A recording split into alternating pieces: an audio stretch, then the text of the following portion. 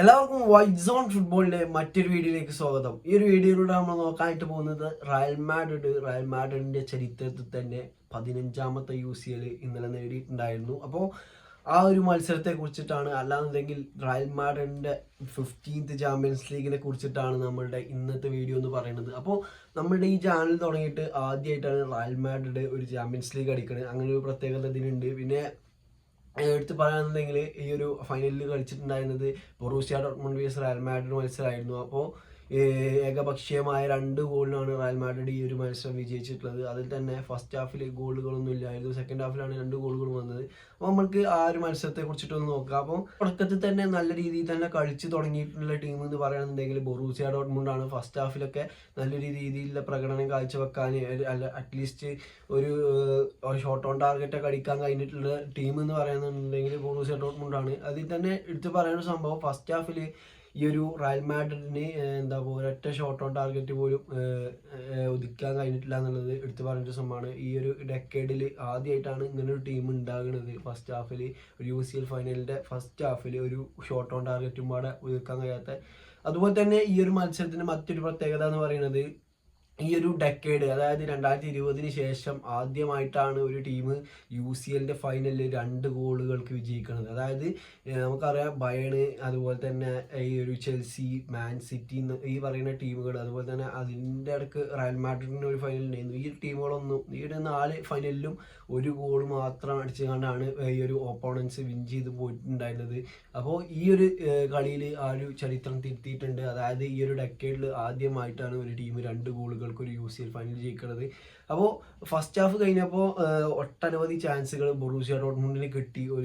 ഒന്ന് എന്താ പോസ്റ്റുമൊക്കെ തട്ടി പോയിട്ടുണ്ടായിരുന്നു. പക്ഷെ അത് കിട്ടിയത് പലതും ഒന്നും പാടെ നമ്മൾ എടുത്ത് നോക്കുകയാണെന്നുണ്ടെങ്കിൽ ചിലതൊക്കെ ഓഫ് സൈഡാണ്. പക്ഷേ ഓവറോൾ ഫസ്റ്റ് ഹാഫ് നോക്കുകയാണെന്നുണ്ടെങ്കിൽ ഈ ഒരു ബൊറൂസിയ ഡോർട്ട്മുണ്ടിന്റെ കയ്യിലായിരുന്നു കളി നടന്നിട്ടുണ്ടായിരുന്നത്. പക്ഷേ സെക്കൻഡ് ഹാഫിൽ എനിക്കൊരു ഹോപ്പ് ഉണ്ടായിരുന്നു. ഈ ഒരു ഫസ്റ്റ് ഹാഫിൽ ഈ ഒരു ആൻസലോട്ടിനെ സംബന്ധിച്ചിടത്തോളം ഈ ഒരു ഫസ്റ്റ് ഹാഫ് എന്ന് പറയുന്നത് ലെസൺ ടൈമാണ്. ഓപ്പണന്റിന്റെ മൂവ്മെന്റ് ഇതാക്കിങ്ങാണ്ട് ഈ ഒരു സെക്കൻഡ് ഹാഫിൽ അതിനനുസരിച്ചുള്ള മാറ്റങ്ങൾ വരുത്തലുണ്ട് ആൻസലോട്ടി.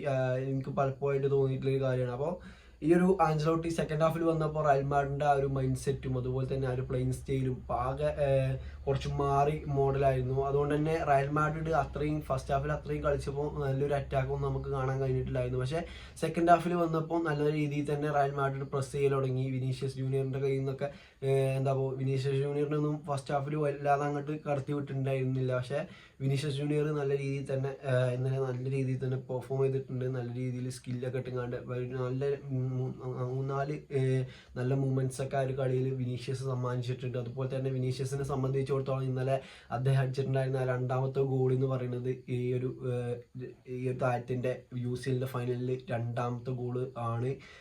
അതായത് കഴിഞ്ഞ 2022 ഫൈനലിൽ UCL ആ ഒരു ഗോൾ അടിച്ചിട്ടുണ്ടായിരുന്നത് ഈ ഒരു വിനീഷ്യസ് ആണ്. ഇപ്പോൾ ഇതാക്കണ ഈ ഒരു ഫൈനലിലും സ്കോർ ചെയ്തിട്ടുണ്ട്. അതുപോലെ അതായത് ഒരു മിസ്റ്റർ UCL എന്നൊക്കെ പറയാൻ പറ്റുന്ന ഒരു പ്ലെയർ ആയിക്കൊണ്ടിരിക്കുകയാണ് ഈ ഒരു ചങ്ങായി എന്ന് പറയുന്നത്. അതുപോലെ തന്നെ ഈ ഒരു ബലൻഡിയറിന്റെ ഈ ഒരു എനിക്കൊണ്ട് ഈ ഒരു ബ്രസീൽ നല്ല രീതിയിൽ തന്നെ ആ ഒരു കോപ്പ അമേരിക്കയിൽ പെർഫോം ചെയ്യുകയാണെന്നുണ്ടെങ്കിൽ അതിലൊരു നല്ല പെർഫോം വിനീഷ്യസിന് കാഴ്ചവെക്കാൻ കഴിയുകയാണെന്നുണ്ടെങ്കിൽ മേ ബി ഇപ്രാവശ്യത്തെ ബലൻഡിയറിനുള്ള ഒരു കാൻഡിഡേറ്റ് ആണ് ഈ ഒരു വിനീഷ്യസ് ജൂനിയർ എന്ന് പറയുന്നത്. അത്രത്തോളം ഇമ്പാക്റ്റ് ഉണ്ടാക്കിയിട്ടുണ്ട്.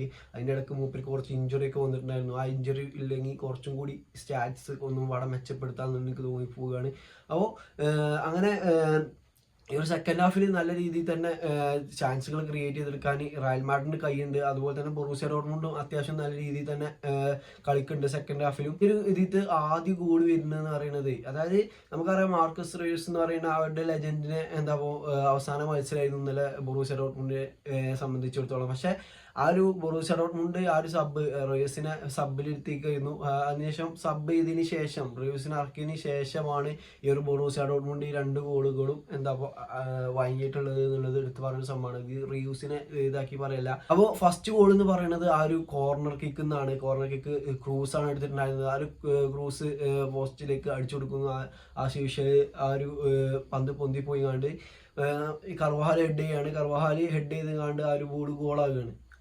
അതാണ് ഈ ഒരു കളിത്തെ ഫസ്റ്റ് ഗോൾ എന്ന് പറയുന്നത്. ഇത് കർവാഹാലിനെ സംബന്ധിച്ചിടത്തോളം 2015 ശേഷം അദ്ദേഹം ഒരു ചാമ്പ്യൻസ് ലീഗ് മത്സരത്തിൽ അടിക്കുന്ന ഒരു ഗോളാണ്. അതായത് 2015 ശേഷം ഒരു ഗോളെ ഒരു ചാമ്പ്യൻസ് ലീഗിൻ്റെ ചരിത്രത്തിൽ കർവാഹാൽ അടിച്ചിട്ടുള്ളൂ. കർവാഹാൽ അടിക്കുന്ന ഗോളാണ് ആ ഒരു ഫൈനലിൽ അടിച്ചിട്ടുണ്ടായിരുന്നത്. അപ്പോൾ കർവാഹാലിനെയൊക്കെ സംബന്ധിച്ചിടത്തോളം 6ാമത്തെ UCL ടൈറ്റിലാണ് ഇന്നലെ നേടിയിട്ടുള്ളത് എന്നുള്ളത് എടുത്തു പറയേണ്ട ഒരു സംഭവമാണ്. അപ്പോൾ അങ്ങനെ ഒന്നടിച്ചെങ്ങാണ്ട് റയൽ മാഡ്രിഡ് മുന്നിലേക്ക് വരികയാണ്. അപ്പോൾ 74ാമത്തെ മിനിറ്റിലാണ് ആ ഒരു ഗോൾ വരുന്നത്. അതിനുശേഷം 83ാമത്തെ മിനിറ്റിലാണ് വിനീഷ്യസ് ജൂനിയറിന് ആ ഒരു ചാൻസ് കിട്ടുന്നത്. അതായത് ഇത് സത്യത്തിൽ ഒരു മിസ്റ്റേക്കാണ്. ഈ ഒരു ബൊറൂസിയ ഡോർട്ട്മുണ്ടിൻ്റെ ഒക്കെ ഭാഗത്തു നിന്നുണ്ടായ ഒരു മിസ്റ്റേക്കിലാണ് ഈ ഒരു ഗോൾ വരുന്നത്. അതായത് ഈ ഒരു റിയൂസ് ഈ ഒരു ബൊറൂസിയ ഡോർട്ട്മുണ്ടിൻ്റെ ലെഫ്റ്റ് ബാക്കിന് ആ ഒരു പാസ് കൊടുക്കുകയാണ്. ബാക്കിലേക്ക് ഇറങ്ങിയാണ്ട് ആ ബോൾ സ്വീകരിച്ചങ്ങാണ്ട് ഈ ഒരു ലെഫ്റ്റ് ബാക്ക് ഈ ഒരു സെൻട്രൽ ബാക്കിനെ പിക്ക് ചെയ്യാൻ നോക്കുകയാണ്. പക്ഷെ ആ ഒരു ബോൾ മിസ് പാസ് ആയിക്കാണ്ട് ജൂഡ് ബെല്ലിങ്ങാം എടുക്കുകയാണ്. ജൂഡ് ബെല്ലിങ്ങാം അപ്പം തന്നെ അവിടെ ഫ്രീ ആയിട്ട് ലെഫ്റ്റ് ഏരിയയിൽ ഫ്രീ ആയിട്ട് നിന്നിട്ടുള്ള വിനീഷ്യസ് ജൂനിയറിനെ പിക്ക് ചെയ്യാണ്. അവിടെ വിനീഷ്യസ് ജൂനിയറിന് ആ പാസ് കിട്ടിയപ്പോൾ തന്നെ ബെല്ലിങ്ങാം സത്യത്തിൽ സെലിബ്രേഷൻ തുടങ്ങിയിട്ടുണ്ട്. അതുപോലെ തന്നെ ആ ഒരു ഗോള് എല്ലാവരും വിചാരിച്ച പോലെ തന്നെ വിനീഷ്യസ് അത് ഫിനിഷ് ചെയ്തു. അങ്ങനെ 2-0 എന്നുള്ള ഒരു നല്ലൊരു ലീഡ് റയൽ മാഡ്രിഡിന് ഏകദേശം വിന്ന് ഉറപ്പിച്ച് നിൽക്കുന്ന ടൈമാണ്. അപ്പോൾ 2-0 എന്നുള്ള ലീഡ് 83ാമത്തെ മിനിറ്റിൽ തന്നെ റയലിന് നേടിയെടുക്കാൻ സാധിച്ചിട്ടുണ്ട്. അപ്പോൾ അതിനുശേഷം ബൊറൂസിയ ഡോർട്ട്മുണ്ടിൽ നിന്ന് കംബാക്ക് അടിച്ചു എന്ന് തോന്നി. അതായത് 2ാമത്തെ ഗോളിന് ശേഷം ഉടനെ തന്നെ പോയിങ്ങാണ്ട് ഫോൾക്കർക്ക് ഒരു ഹെഡിലൂടെ ഒരു ഗോളൊക്കെ അടിച്ചിട്ടുണ്ടായിരുന്നു. പക്ഷേ അത് ഓഫ് സൈഡാണ് റഫറി പറഞ്ഞിട്ടുണ്ടായിരുന്നത്. അപ്പോൾ അങ്ങനെയാണ് ആ ഒരു മത്സരത്തിൻ്റെ സ്ഥിതിഗതികൾ നടക്കുന്നത്. അതുപോലെ തന്നെ ആ ഒരു മത്സരത്തിൽ നമുക്കറിയാം കോർട്ടോയ്സ് ആയിരുന്നു ഗോൾ കീപ്പർ ആയിങ്ങാണ്ട് റയൽ മാഡ്രിഡിൽ നിന്നിട്ടുണ്ടായിരുന്നത്. ലുനിന് ഡിസേർവിങ് ആണ്. പക്ഷേ ആ ഒരു കോർട്ടോയ്സിനെ എന്തുകൊണ്ട് ആഞ്ചലോട്ടി ചൂസ് ചെയ്തു എന്നുള്ളത് ഇന്നലെ നമുക്ക് ആ ഒരു മത്സരത്തിൽ മനസ്സിലാകും. അതായത് കോർട്ടോയ്സിൻ്റെ എക്സ്പീരിയൻസ് തന്നെ ആവും കോർട്ടോയ്സിനുള്ള ആ ഒരു മുൻതൂക്കം കൊടുത്തിട്ടുണ്ടാകുക. അതുകൊണ്ട് നല്ല രീതിയിൽ തന്നെ കോർട്ടോയ്സ് പെർഫോം ചെയ്തു ആ ഒരു മത്സരത്തിൽ. അല്ലാന്നുണ്ടെങ്കിൽ ചിലപ്പോൾ റയലൊന്ന് വഴങ്ങാനൊക്കെ ചാൻസ് ഉണ്ടെന്നാണ് എനിക്ക് തോന്നുന്നത്. അപ്പോൾ ഏകപക്ഷീയമായ 2-0 റയൽ മാഡ്രിഡ് അങ്ങനെ ആ ഒരു ഫൈനൽ വിജയിച്ചേക്കാണ്. റയലിൻ്റെ ചരിത്രത്തിൽ 15ാമത്തെ കിരീടമാണ്. പല ക്ലബ്ബുകൾക്കും ഇപ്പോഴും അതൊരു സ്വപ്നം മാത്രമാണ് ഈ ഒരു 15 കിരീടം, ചാമ്പ്യൻസ് ലീഗിൻ്റെ 15 കിരീടം എന്നൊക്കെ പറയുകയാണെന്നുണ്ടെങ്കിൽ.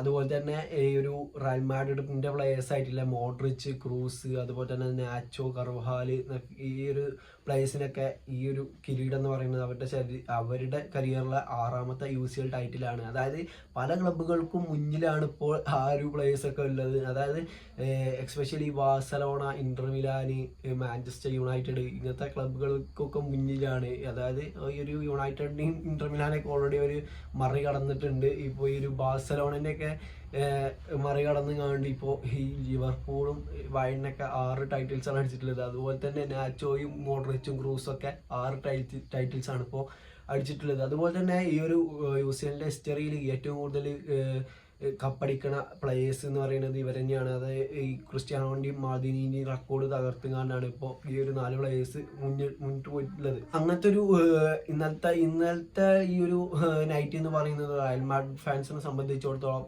ഒരു മറക്കാൻ പറ്റാത്ത രാത്രിയാണ്. അത് അങ്ങനെ പറയാൻ കഴിയുള്ളൂ. ഇതിപ്പോ പറയുകയാണെന്നുണ്ടെങ്കിൽ കുറച്ചൊന്ന് നീട്ടി പറയുകയാണെന്നുണ്ടെങ്കിൽ കുറെ കാലങ്ങൾക്ക് മുന്നേ, അല്ലാന്നുണ്ടെങ്കിൽ 4-5 വർഷങ്ങൾക്ക് മുന്നേ റയൽ മാഡ്രിഡിൽ നിന്ന് ഈ ഒരു ക്രിസ്ത്യാനോ റൊണാൾഡോ പോയി. അതിനുശേഷം അടുത്ത സീസണിൽ അത്രയും ആ ഒരു 3 ടൈറ്റിൽസ് അടിച്ച ആ ഒരു Real Madrid team round of 16 അജാക്സിനോട് തോറ്റ് പുറത്താകാനാണ്. അന്ന് വന്ന പ്രസ്താവനകളൊക്കെ ഓർക്കുന്നുണ്ടാവും പല ആൾക്കാരും. അത് റയൽ മാഡ്രിഡ് ഫാൻസിനെ സംബന്ധിച്ചിടത്തോളം നമ്മളത് വിശ്വസിച്ച് പോയിരുന്നു. പക്ഷേ നമ്മുടെ ടീമിൻ്റെ മാനേജ്മെൻറ്റ് അങ്ങനത്തെ ടീമിൻ്റെ പോലെ മാനേജ് ചെയ്യാത്തതുകൊണ്ട് നമുക്ക് ഇപ്പോഴും ആ ഒരു ടൈറ്റിൽസ് അടിക്കാൻ കഴിയുന്നുണ്ട് എന്നുള്ളത്. അതായത് ഈ ഒരു അന്ന് പറഞ്ഞിട്ടുണ്ടായിരുന്നത് റയലിൻ്റെ കാലമൊക്കെ കഴിഞ്ഞു, റൊണാൾഡോ പോയി, ഇനിയിപ്പോൾ ഈ ഒരു ഞാൻ പല വീഡിയോയിലും പറയുന്നതാണ്. അങ്ങനെ ഈ ഒരു അന്നത്തെ റയലിൻ്റെ പെർഫോമൻസും പറയുന്നത് UCL ആണെന്നുണ്ടെങ്കിലും ആവറേജ് പെർഫോമൻസ് ആയിരുന്നു. പക്ഷേ ഈ അവിടെ കുറേ മാറ്റങ്ങൾ വരുത്തി എന്ന് പറയാൻ പറ്റൂല. കാരണം ഇവിടെ പോയതിനു ശേഷം സിദാനും ടീം വിട്ടു. സിദാന് പകരം വേറൊരു മാനേജർ വന്നു. ആ മാനേജറിനെ സാക്ക് ചെയ്തുകൊണ്ട് പിന്നെയും സിദാനെ വിളിച്ചു.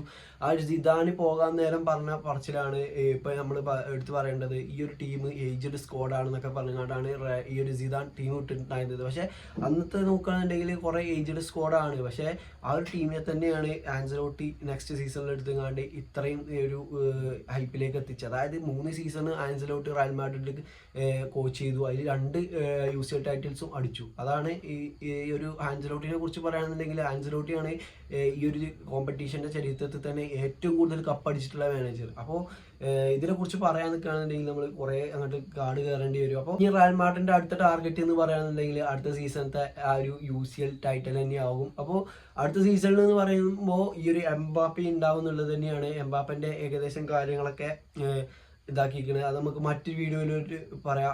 എംബാപ്പെ ഹെയർ വീഗോ റിപ്പോർട്ട് ചെയ്തിട്ടുണ്ട്, ഫാബ്രിസിയോ റൊമാനോ. അപ്പോൾ ഇന്നത്തെ വീഡിയോ ഇത്രേ ഉള്ളൂ. ഈ ഒരു വീഡിയോ നിങ്ങൾക്ക് ഇഷ്ടപ്പെടുകയാണെന്നുണ്ടെങ്കിൽ തീർച്ചയായിട്ടും കൂടെ നിൽക്കുക. ഓക്കെ.